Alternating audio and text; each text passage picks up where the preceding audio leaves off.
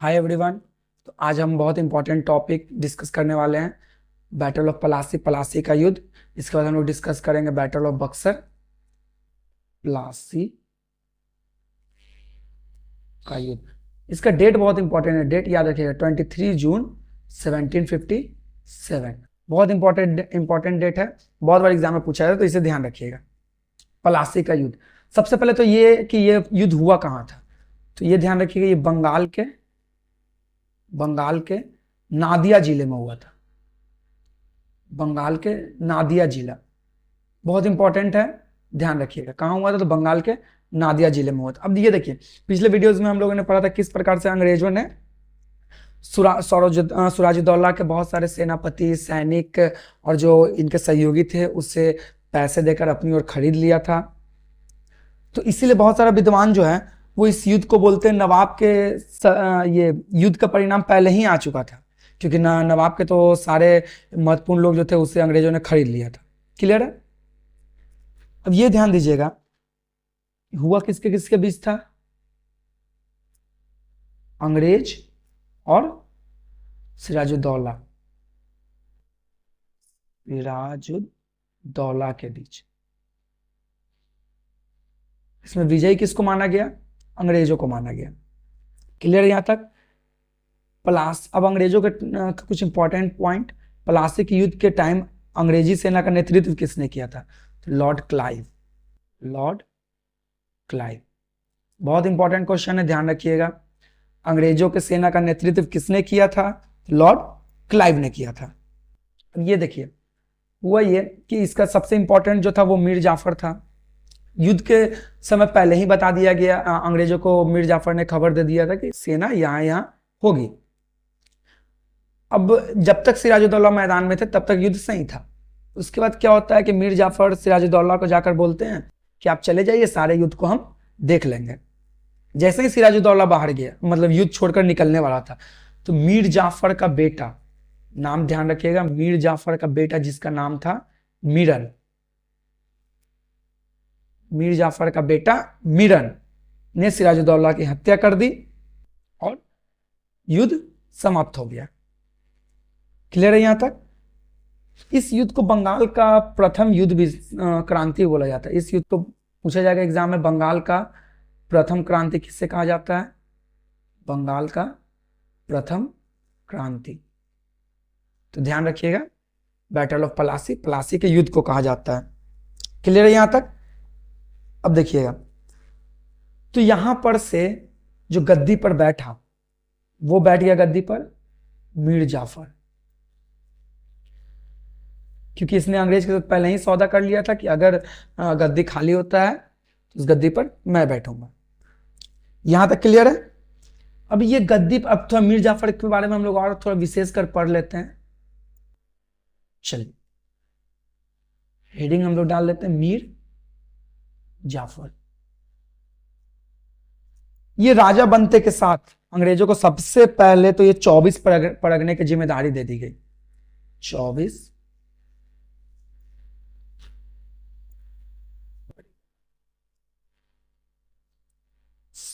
परगनाओं की जिम्मेदारी दे दी गई। दूसरा क्या? 2.5 लाख रुपए, लगभग 2.5 लाख, 2,34,000 क्लाइव को, 50,000, 50 लाख सेना के लिए दे दिया गया, मतलब सारे सेनाओं में बांटने के लिए। ये तो अंग्रेज तो इससे बहुत खुश था। अच्छा, मीर जाफर का नाम भी बहुत सारा दिया गया, जैसे इसे बोला गया क्लाइव का गीदड़, क्योंकि इसने क्लाइव के लिए बहुत योगदान दिया था युद्ध में। या क्लाइव का गधा, क्लाइव का गधा, ये ध्यान रखिएगा। अब हुआ क्या कि मीर जाफर ने भी, देखिए धीरे धीरे इतना धन देते देते एक टाइम पे राजकोष खाली होने लगा। तो मीर जाफर को भी ऐसा लगने लगा कि नहीं, अब बहुत ज्यादा हो गया, अब मैं नहीं दूंगा। तो अंग्रेजों ने क्या किया कि मीर जाफर को गद्दी से हटा दिया, क्योंकि उस समय पावर पूरा अंग्रेज के हाथ में था, क्योंकि अंग्रेज ही बना रहे थे, अंग्रेजी उतार रहे थे, एज अ किंग मेकर का वो रोल प्ले कर रहे थे। तो मीर जाफर को हटा दिया गया। मीर जाफर ने एक बहुत इंपॉर्टेंट लाइन बोला है,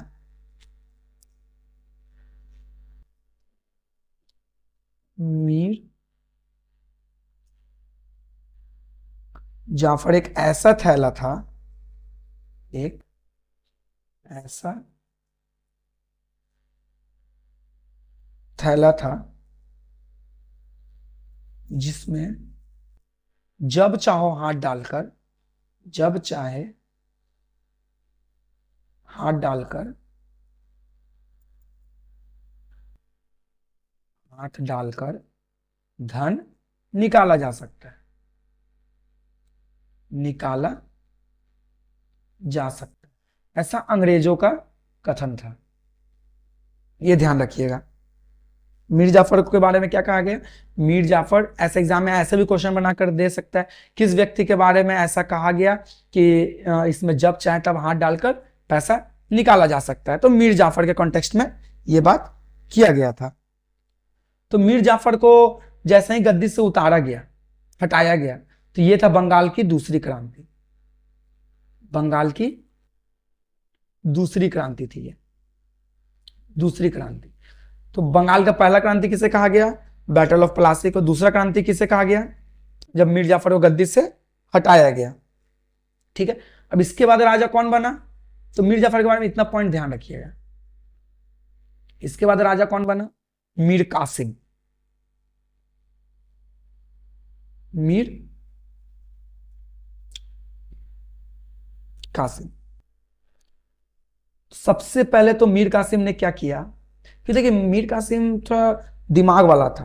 वो समझ रहा था कि अगर ये इसी प्रकार से अंग्रेज राजा बना बनाकर सभी को खाली करते रहेंगे और जब तक उनका फायदा स्वार्थ नहीं निकल जाता तब तक के लिए वो खाली करते रहेंगे हमारे पूरे राजकोष को। तो सबसे पहला काम तो इसने बहुत इंपॉर्टेंट किया। अभी तक जो राजधानी था वो मुर्शिदाबाद था, राजधानी परिवर्तित कर दिया। राजधानी परिवर्तित कर दिया, राजधानी परिवर्तित कर कहां बनाया? मुंगेर में। सबसे पहला काम तो इसने क्या किया? राजधानी मुंगेर में बना दिया। तो ये बहुत इंपॉर्टेंट पॉइंट है। यहीं से अंग्रेज के दिमाग में खटका, भाई ये राजधानी चेंज कर रहा है, कुछ तो बात है। मगर अंग्रेजों ने इसे बहुत हल्के में लिया, कोई बात नहीं। उसके बाद क्या किया इसने? मुंगेर में ही बंदूक और तोप की फैक्ट्री लगा दी। बंदूक और तोप की फैक्ट्री लगा दी। इससे तो अंग्रेज जो थे, ब्रिटिश जो थे, पूरे शौक में आ गए कि मतलब ये युद्ध की तैयारी में लग गया है। मगर फिर भी उससे 50-60% तो डाउट हुआ, मगर वहां तक उसने छोड़ दिया। मगर जो मेन कारण जो था, मेन जो बहुत इंपॉर्टेंट चीज इसने किया, दस्तक प्रथा को समाप्त कर दिया। ये दस्तक प्रथा क्या था? ये ध्यान रखिएगा, दस्तक प्रथा जो था वो मीर कासिम से ही जुड़ा हुआ था।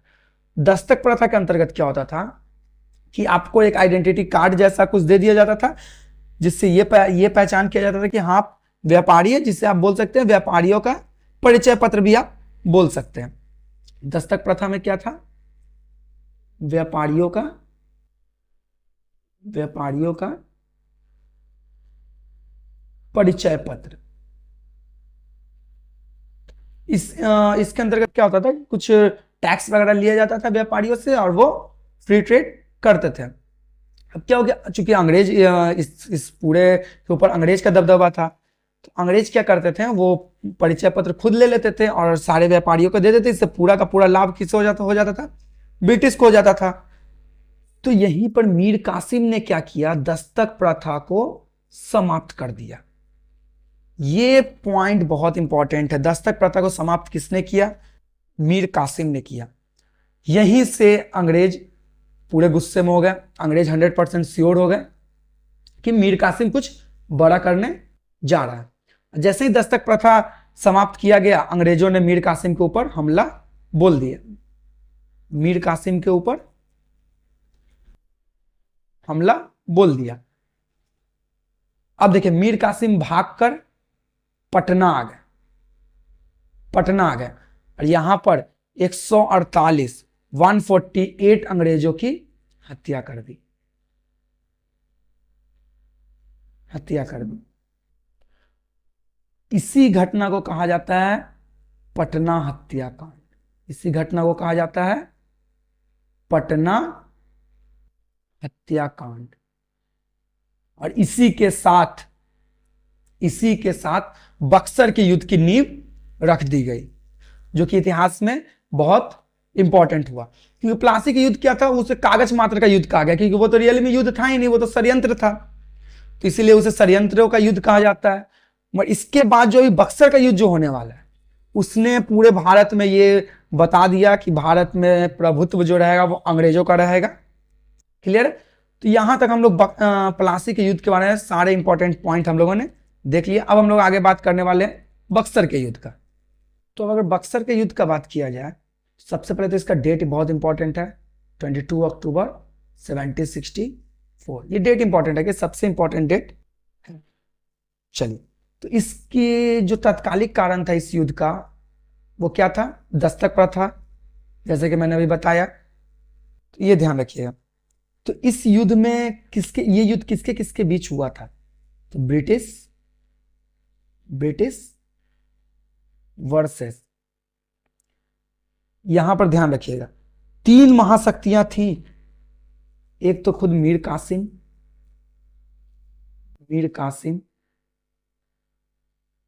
नेक्स्ट अवध के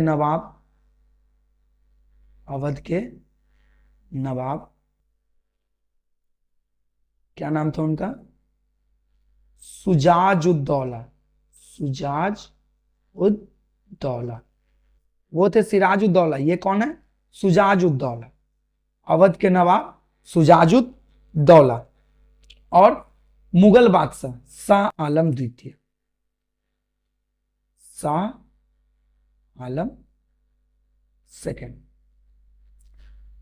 तो एक साइड तो ब्रिटिश और एक साइड 3 बड़ी शक्तियां, मीर कासिम, अवध के नवाब और मुगल बादशाह शाह आलम द्वितीय।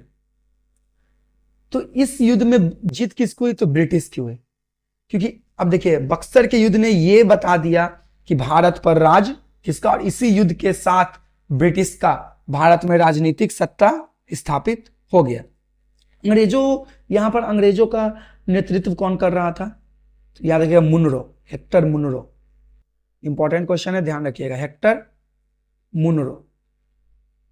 उसमें बंगाल का नवाब कौन था? तो ये ध्यान रखिएगा, मीर जाफर को गद्दी से हटाया गया, मीर कासिम को बनाया गया। मगर जब मीर कासिम ने बगावत कर दिया, फिर मीर कासिम वहां से भाग आए, तो फिर से बनाया गया मीर जाफर को।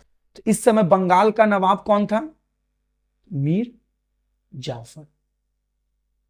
ये ध्यान रखिएगा। अंग्रेजों की तरफ से नेतृत्व किसने किया था? तो हेक्टर मुनरो ने। इस युद्ध को बंगाल की तीसरी क्रांति कहा जाता है। बंगाल का थर्ड रिवॉल्ट, बंगाल की तीसरी क्रांति। पहली क्रांति प्लासी, दूसरी क्रांति जब मीर जाफर को गद्दी से हटाया गया, और तीसरी क्रांति बैटल ऑफ बक्सर। इस युद्ध की तुलना की जाती है 1527 के खानवा के युद्ध से। 1527 के खानवा के युद्ध से।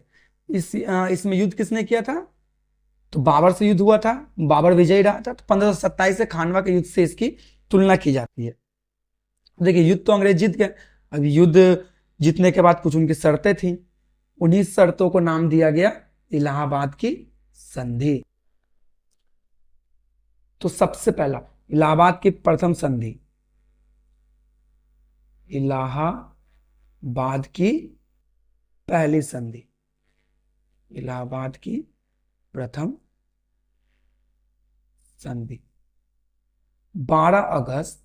इसमें डेट अगर आप नहीं भी याद रखिएगा तो चलेगा, साल याद रखिएगा, 1765। ये किसके किसके बीच हुआ था? सिंपल बात है, अंग्रेज जीते हैं तो अंग्रेज तो रहेगा ही रहेगा इसमें, अंग्रेज और शाह आलम सेकंड के साथ। शाह आलम सेकंड के साथ। तो इलाहाबाद की दूसरी संधि, इलाहाबाद की दूसरी संधि उसी के 4 दिन बाद हुआ, 16 अगस्त 1765 में। यह किससे किसके बीच हुआ था? तो ब्रिटिश और शुजाउद्दौला के बीच, शुजाउद्दौला के बीच। तो इसकी पहली संधि में क्या हुआ? शाह आलम द्वितीय को दीवानी देनी पड़ी थी अंग्रेज को, बंगाल, उड़ीसा और बिहार की दीवानी देनी पड़ी। और अंग्रेजों ने शाह आलम द्वितीय को क्या दिया? करा का क्षेत्र दे दिया। करा एक जगह का नाम है, करा का क्षेत्र दे दिया राज करने के लिए। ठीक है। अब इलाहाबाद की दूसरी संधि के अंतर्गत क्या हुआ? ये करा जो क्षेत्र था वो पहले शुजाउद्दौला का था, तो ब्रिटिश ने इससे करा का क्षेत्र ले लिया और लेकर शाह आलम द्वितीय को दे दिया गया। इसके बाद पूरे युद्ध की क्षतिपूर्ति के लिए 50 लाख रुपए लिए गए, 50 लाख रुपए लिए गए, ध्यान रखिएगा। तो इस प्रकार से युद्ध और संधि समाप्त हुई और अंग्रेजों की पूरी राजनीतिक सत्ता भारत में स्थापित हो गई। तो इसी क्रम में हम लोग नेक्स्ट वीडियो में और आगे पढ़ेंगे। तो अगर वीडियो अच्छा लगा हो तो लाइक करें, अपने फ्रेंड्स के बीच शेयर करें और मेरे चैनल को सब्सक्राइब करें। Thank you.